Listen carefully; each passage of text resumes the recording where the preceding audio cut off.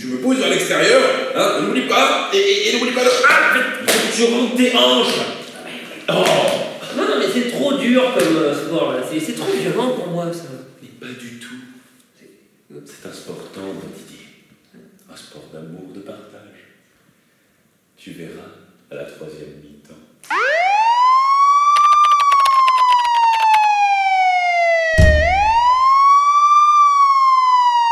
Vous êtes tiré d'une histoire vraie.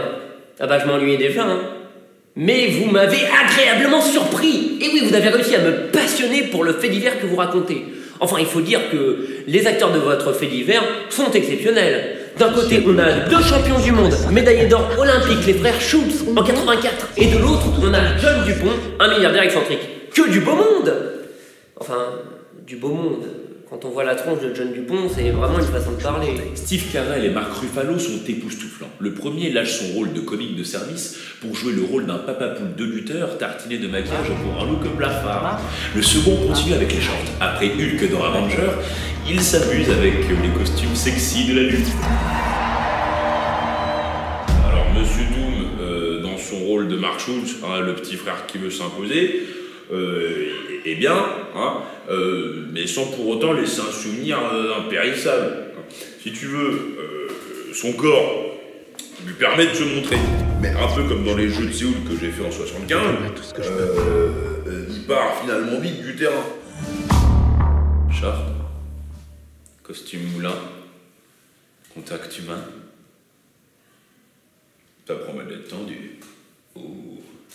Je n'apprécie pas de te voir en situation dégradante. Oubliez ce que dit mon collègue, il a les idées mal placées. John Dupont est plutôt flippant en fin de compte. Il est à la fois chétif et menaçant, et on sent tout de suite que les frères Schultz vont passer un sale quart d'heure. D'autant plus que le fixe à sa maman, comme il vit aux États-Unis avec le 5e amendement, il peut se payer comme il veut des flingues, des tanks, des mitrailleuses. Imaginez un peu un mélange entre Chuck Norris et Norman Bates. Marc ?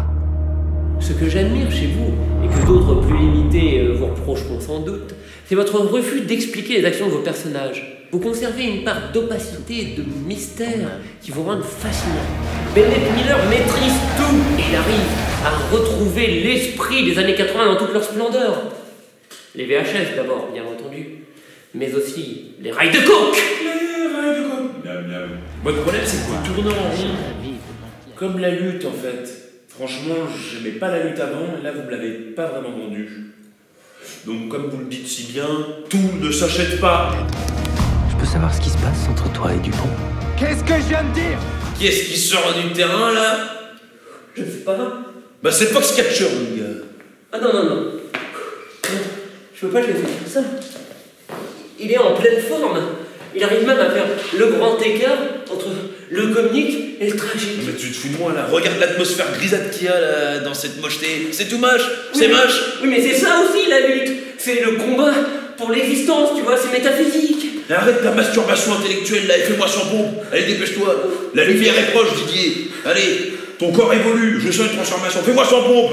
Allez, n'aie pas peur. Allez. Allez, par 1, 2. Les rails de coke, les rails de coke, les rails de coke, les rails de coke, les rails de coke, les rails de coke, les rails de coke, les rails de coke, les rails de coke, les rails de coke, les rails de coke, les rails de coke.